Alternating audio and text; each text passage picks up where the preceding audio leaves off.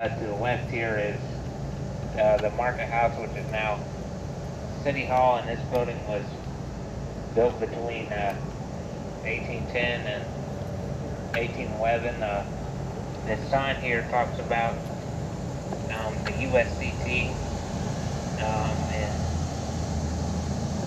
during the Civil War, the USCT actually held a recruitment drive here, April 3rd of 1864, and there was 2 recruits actually gained here on this site. So Mary Green Ali, again, which we haven't talked about her yet, and that's a picture around.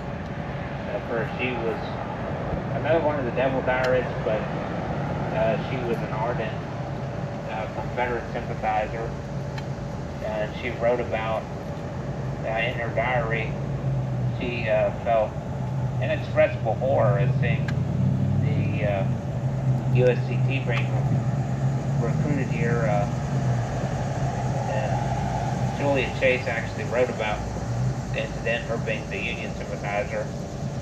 She said she would expect to see almost anything in the city of Winchester after seeing the USCT was here holding a recruitment drive. So she felt that it was definitely a good thing, and I think she was excited about, I guess, what would come in the future in the city of Winchester. So there's actually 170 African Americans from Winchester actually served in the Union Army,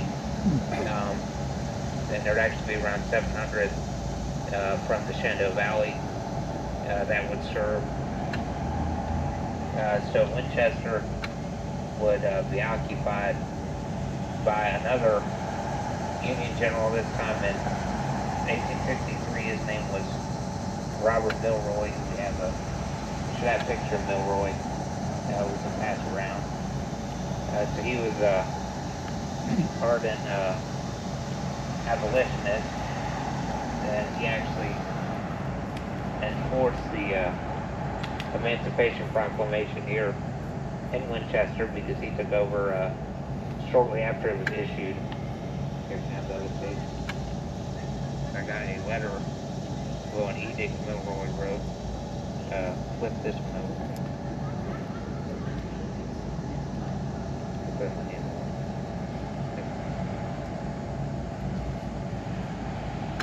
So again, the Emancipation Proclamation that was issued on January 1st of 1863, and Milroy would enforce the order later on. On January 5th, Milroy's most famous for his edict he wrote that states, he said, in the city of Winchester of around 6,000 inhabitants, he said, my will is absolute law. None dare contradict or dispute my slightest word or wish. That the such here have heard many terrible stories about me before I came, and supposed me to be the perfect Nero for cruelty and blood. He said that many of them, both male and female, tremble when they come into my presence to ask me for small privileges, but the favors I grant them are slight and few, for I confess I feel a strong disposition to play the tyrant among these traitors. Signed, Robert H. Milroy. So he was, for the people that lived here, he was basically their worst nightmare as far as occupying their city. And people even talk about they actually found Banks to be rather pleasant compared to Milroy when he took over. So Milroy is also known for his harsh treatment of women in the city, especially the ones that were Confederate sympathizers. When Milroy felt a woman had insulted one of his generals, her fine mansion was immediately taken for a hospital. And one particularly disturbing incident on April 4th, Major General Milroy arrested a Miss Logan of Winchester on charges of contraband. had her and her daughters escorted to the outskirts of town without time to gather medicine for one of her ill daughters and exiled them from Winchester. He then moved his wife, Miss Milroy, into what was one of the finest and most exquisite homes in Winchester. Ladies of Winchester would protest Milroy. Many of them, if there was an American flag in the street, up anywhere, they would refuse to walk under an American flag. So they were very angry, I would say, and they would even step off sidewalks and walk through the mud just to avoid brushing up against the Union soldier. Milroy summarized his sentiments of Winchester, and the women here noting, he said, "Hell is not full enough. There must be more of these secession women to fill it up." We got Mary Green and Lee. That's around already. Yeah. Okay. Yeah, right there. So talking about Mary Green and Lee, her house, original house, was actually just down the street here to my right, past the bank parking lot where the George Washington Hotel is, which is now the parking lot right there. Is actually where Mary Green Lee's house would have been at the time of the Civil War. So I'll talk more about her. Mary Green Lee, she kept. You want to pass it around again? Yeah, we can. She kept an extensive diary of everything that took place in Winchester. And historians learned not only what civilian life was like, but minute details of troop movements were also kept in her diary. She would care for wounded soldiers in Winchester, whether they were Union or Confederate, often feeding them whatever food she could make. So oftentimes bread and soup was given to soldiers by her.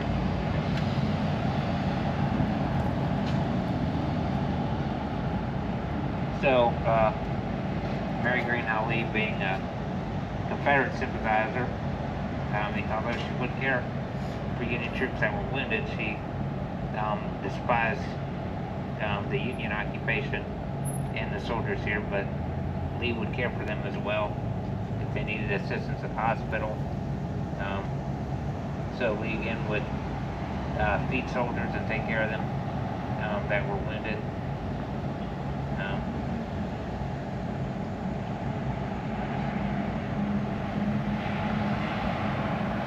So she would eventually have to leave the city, being kicked out by General Sheridan, and eventually she would live in Baltimore until she would pass away in 1907.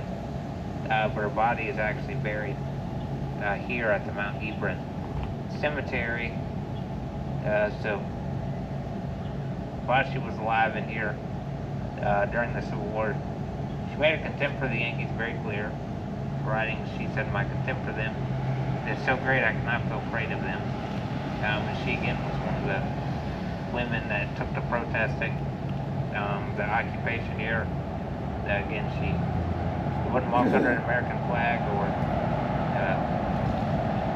she would avoid federal soldiers. Oftentimes she described how she would have a federal soldier approach her intending to speak, and she would turn her back and walk away, basically just as he opened his mouth. The U.S. Secretary of War, Edwin M. Stanton, summed up his impressions of the town after a brief visit early in the war. He said, "The men are all in the army, and the women are the devils." That's how he described being here. And the sign in the George Washington Hotel, the parking lot, there's a little thing there by Mary Green Lee. And I'll just read what the sign says here. Mary Green Lee, who lived in this house, is known for extensive diary that kept track of daily life in Winchester, the Civil War in Arden, supported the Confederacy, as she provided assistance to wounded Confederates throughout the war and funneled supplies to the Confederate Army.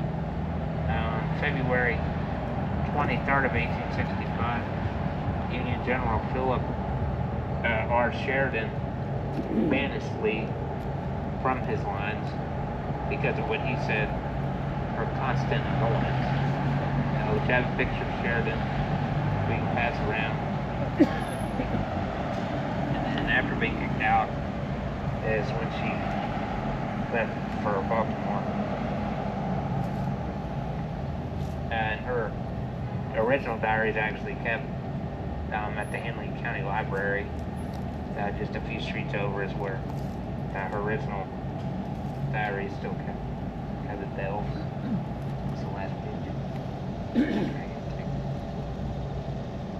Okay, so I have one other house I want to talk about. If you look behind me, to my right, you can see the Bell House sitting up on the hill there, big white house. We have a picture of Margaretta Bell. They lived in the house during the Civil War. So the house was built between 1810 and 1811 also. And Margaretta Bell lived there during the Civil War with her husband. So Major General Philip Sheridan had aggressively marched up the valley in October of 1864, which was a burning campaign. So he destroyed, in the valley, he destroyed 2,000 barns filled with grain and implements, not to mention other outbuildings, 70 mills filled with wheat and flour, and numerous heads of livestock. According to official records, at the end of 64, Sheridan stated as saying, quote, "The crow flies over the valley of Virginia and must henceforth carry his rations with him." So Winchester would suffer greatly during the winter of 64 because there wasn't any food to eat. And Sheridan had just wrapped up his campaign at the time, and he was would have been occupying Winchester then. But the Bell family, their connection proved valuable to Winchester as the pressing need for clothing and food during the winter drew attention of numerous aid groups in the north, especially Baltimore. But since nothing could be sent to Winchester without permission, Margaretta's mother, Miss J. Harmon Brown, from Baltimore, secured a pass to visit her daughter. On arrival, she would make a personal appeal to General Sheridan. She said, referring to the great suffering in the valley. Sheridan retorted, saying, "There is no suffering." He said, "You secession women are too ready to believe anything you hear." He said, "Who told you that?" "Some secession woman, I suppose." And then she would cite the War Department's order that had been in the newspaper. So she kind of got Sheridan on that one. And so he ended up allowing her to bring food and aid to be sent to Winchester. So when her mother returned to Baltimore, there would be carloads of bacon, flour, lard, and items such as sugar and coffee would be sent to Winchester, Frederick County, and then those goods were distributed throughout the valley, bringing aid and supplies to their friends and neighbors in Winchester. From Baltimore shortly before the war ended, the aid arrived as both a gift and a loan, and it would actually take the Bell family decades to pay off, but they helped people Winchester from starving right there at the end of the war. So I want to thank you guys for coming. That pretty much concludes my tour. If anybody has any questions, I'd be glad to answer them. And I don't know, did everybody see this little Valentine card from Milroy? You passed that around, didn't you? Yeah. Okay, so if everybody saw it, there was, yeah, you pass it around again, maybe. That'd be good. There's a picture of, it's a drawing of Milroy sitting in a chair, and there's two women from Winchester, African American women that come in to sit down, but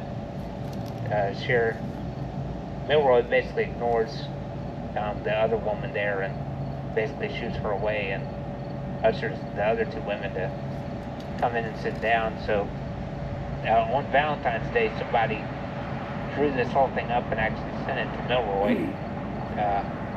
Then you can imagine he was pretty upset. They were making fun of him, but secretly kind of thought it was funny. He even wrote something to his wife saying about how handsome he thought he looked in the drawing and stuff. So I think it was who sent it, right? I forget if I wrote on there who sent it. But in the bottom you kind of see some yeah, here, flip it over. At the bottom there's some writing. It says, out you damned rebel. That's how he told the woman, and then the other ladies he told them to be seated. So there's kind of a insult thing, and I can't remember who sent it to him. I thought that was written on top, maybe. This, I'll be in. Oh, that must be their names. And the other women were the black women in there? Is that Yes, okay, yeah, so yeah, they were pretty much. He was treating them Yeah, well. and then basically just Yeah. kicked her to get it, told her to get out. So yeah, pretty much. But yeah, does anybody have any questions or anything I could